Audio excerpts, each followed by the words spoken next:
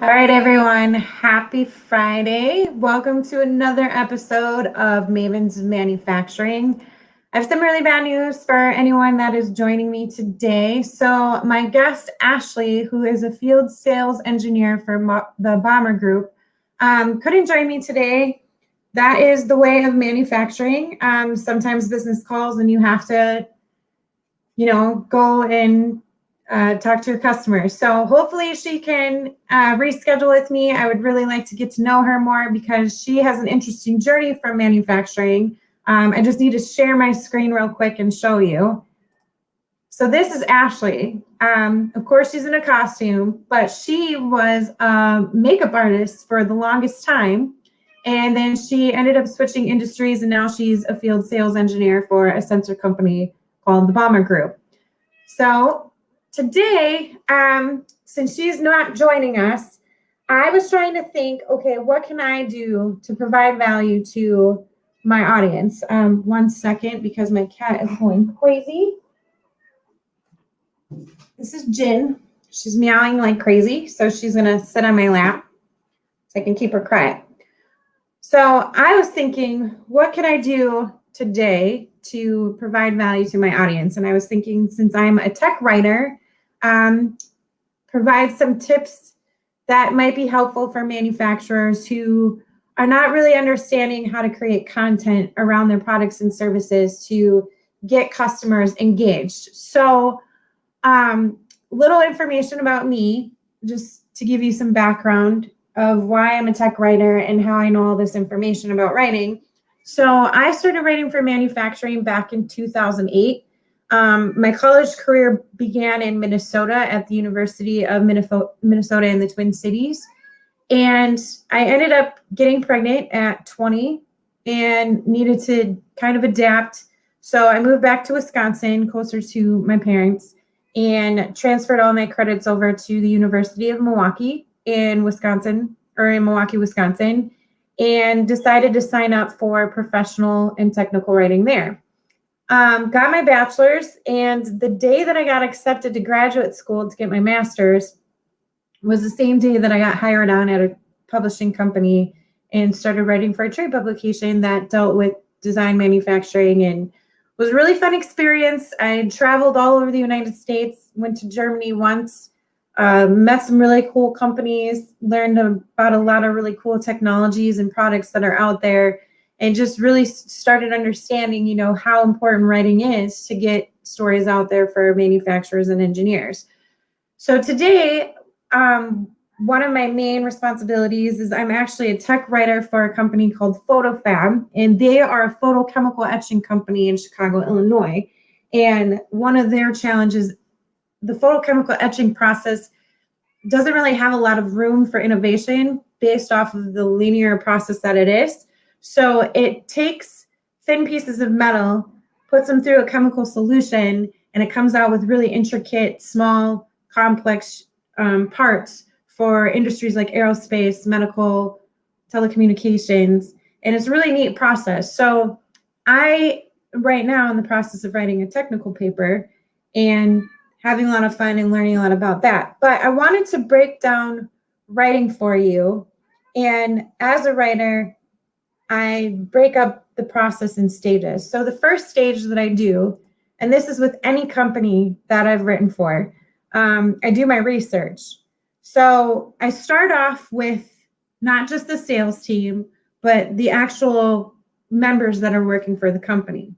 So I ask them questions about what the product is, because I am not a manufacturer by trade. I'm a writer. And my whole purpose is to get information from people so that I can take that information and turn it into something that will grab audience's attention. So I team up with the sales team, the engineers, the manufacturers. I talk with the CEO of the company. I talk to customer service reps. And I try to get a general idea, okay, what is the product here? What is the value that it's providing to the target audiences or their buyer personas? And how can I make this a feel-good story to grab customers' attention? So I also look through the FAQs of the company. What questions are customers asking So generally, anyone in manufacturing, any customer that's looking to buy a product, they initially start their research at Google and they type in a question. And it's within that question that's really going to trigger those keywords. So talk to the sales team, talk to the customer reps. From there, I go on to looking into who the competitors are of that company and see how they're talking about the same process or product, what they're doing differently, how they're distributing their content, what language they're using, if they're using a lot of technical jargon, or if they're making it more personalized, what stories they're telling, and pull that from there. Then I do my own Google research and create a list of potential blog ideas, article ideas, tech paper ideas, and put all of that stuff together for the next stage, which is strategy and planning. So once you have all of these ideas, your next step really should focus on creating some sort of content calendar. And I like to try to plan 6 months ahead. Some companies are really ambitious and they'll plan the whole year ahead, which would be better off. But I try to do at least 6 months. And that way, if anything changes, you can pull that stuff out. And some of the tools I use are Word docs. I use Excel spreadsheet, and I just basically you can even get a printed out calendar, one of those big ones at Walmart if you want to. But I basically have that calendar available to me at all times, and I try to put a theme for each month. And this is something that I'm currently working on with PhotoFab right now too. I have to come up with a theme for every month. And then based on that theme, I come up with different topics. And then I decide, okay, what am I going to post? Where am I going to post it? When am I going to post it? And that all goes in that content calendar. So for me, consistency is key. So you want to try to get a blog posted once a week. If it's a larger paper, like a tech paper, my suggestion would be maybe once every few months. If you're in a company that doesn't really have a lot of information or a lot of innovation going on where you can do that, maybe look into your archives from past content that was created and see if you can create something around that information as well too. But really come up with a good strategy where you're posting at least something every single day or every week. So with blog content, I like to do something once every week, maybe 2 times a week. Social media posts, I try to do every day. It really depends on your company, what value you're trying to bring to your target audience, and just keep it consistent as much as possible because consistency is key. Which leads us into the third stage of my writing process, which is the most fun for me. So after I get all of the information, I go through all of the interviews and I figure out a really good strategy on what I'm going to post, when am I going to post it, what the topics are going to be. I start drafting those pieces of content. What I like to do is if there's larger pieces of content, like an ebook or a tech paper, I like to start off with those first. Depending on how your writing style is, you could, start backwards if you want and create smaller pieces and then generate that into an ebook. I've done it both ways. Neither one is really harder or easier for me, but it just depends on what your writing style is. So if you want to start with smaller blogs on one specific topic, so for example, the photochemical etching process, since that's the industry that I'm in right now, they have about 8 steps to that process. So you can create a blog surrounding those 8 steps and then put it all together for a giant ebook or for a tech paper and then distribute that out as gated content. So really, it's just starting. That seems to be the biggest obstacle for most writers. I used to be a perfectionist and I would always try to start with the intro. And if I got stuck on the intro, that really meant that I couldn't continue with the rest of the paper, which was really annoying. So I really needed to change how I started my writing process. So now what I do, I just go on Google Docs, whatever the topic is, I type it in at the top, and then I just start typing sentences out. Doesn't have to be cohesive, doesn't need to make sense. It doesn't even need to be complete sentences. You don't need to worry about grammar or spelling. Just get whatever's in your head out on paper as fast as you can. Try to have an order if you can. If not, not a big deal. You can worry about that stuff later on. But I literally will type keywords. So for photochemical etching, chemical etching, anything that relates to the topic that you're writing out, just get it out. Get it out on a piece of paper.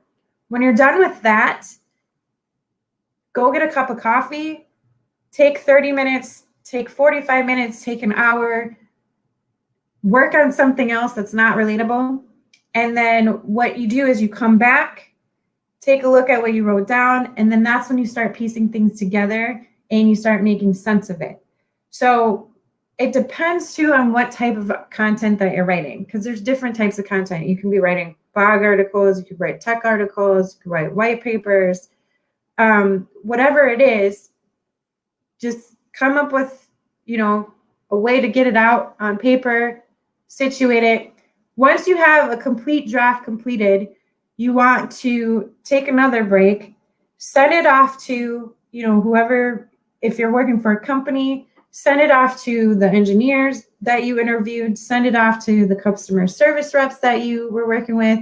CEOs tend to be really busy, so they're not always going to have time to look at content.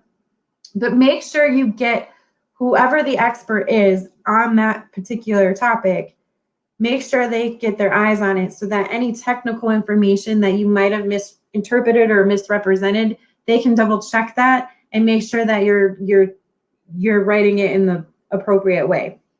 After that, read through it yourself. Make sure you're checking for spelling errors, grammatical errors. Make sure your headline is, good to go. You want to make sure that you have all the keywords and stuff in there. And SEO is just another beast in itself. So that's definitely a topic for another conversation. But once you're done with that drafting stage and you have a final draft approved, then you can move on to the final stage. I broke this down into 2 stages because it really depends just on how you like to do things. When you're distributing content, you can also promote it. You can do the distribution stage separately from the promotion stage. I try to combine the 2. So you really got to think about, okay, we need to put this on our website for sure. And then what social media channels are you trying to target your audience? For most manufacturers, I've noticed that LinkedIn is a big one. Facebook is a big one. A lot of them now are getting on Instagram, especially if they're taking photos of their products, which is a really good idea. And there's a lot of manufacturers using Pinterest, which at first I was sort of against, but there's actually some really good content on Pinterest for manufacturers. And it's helping with their SEO, so it's boosting them up in their search when people search them. So just really think about, okay, what social media channels can I post on? And then you want to try to engage with your audience as much as possible. And I know there's a lot of articles out there that talk about the most appropriate times for different people to post content. But from my experience, it just really, really depends. Especially if you're an international company, the rules here in the United States don't necessarily match up with the rules in other countries that, are 8 hours ahead of us, a day ahead of us. So it's really all about trial and error, keeping consistent. The main thing is posting as much as you possibly can. So you want to make sure that if you have a schedule, stick with that schedule. Let people know when you're posting. Post on certain days and give them a heads up. Entice them to ask questions. Make sure you're engaging with them as well too. So those are the 5 stages that I have followed throughout my entire writing career. I'll definitely create a blog to provide more information, but I just wanted to be really quick because it's just me today. But if you guys have any questions, feel free to put them in the comments and I can answer them as I'm talking here. But I noticed that some companies will try to do writing in-house, which you don't necessarily have to do. So if you are having trouble, finding someone internally to create content for some of your products, services, whatever, there are tools out there that you can go to, or platforms, not tools, that you can go to. Two off the top of my head, there's Upwork, and there's also Fiverr. Fiverr is really popular because you can find anyone on there that does freelance work, from graphic design to video editing to video creation to copywriters and copy editors. So if you need someone that's really, fast at writing, go on to Fiverr, and it's actually really affordable. There's a lot of beginners on there too that will charge really cheap prices, and they actually create some really good content. Another great tool is LinkedIn. There's a ton of copy editors, a ton of copywriters out there that you can search for who are looking for the freelance remote work. So you don't have to necessarily hire someone internally full time. You can definitely contract that work out. But again, you want to complement your writing as well too with visual images. Video is blowing up, and we all know why that is. And it's because attention spans are getting shorter. People tend to flock more towards visual representation and great images. So you want to pay particular attention with that too, and pairing your written content with something visual, whether it be video, whether it's photography. Make sure that you have that visual element there to grab your customers in and pair it with your writing. So that is everything that I have for you guys today. Again, I would like to apologize for not having Ashley here. She had something can come up, so hopefully we can reschedule with her. But if you have any questions for me personally about writing, feel free to drop me a line. I'm always on LinkedIn, always ready to talk to people about writing. It's not as hard as people think. It's not as scary as some manufacturers think, but there is a few things that you can do to make your content better surrounding your products and services. So that's all that I have for you guys today. Not quite a half an hour, but things happen and you just have to adjust. So those who stuck with me, thank you very much.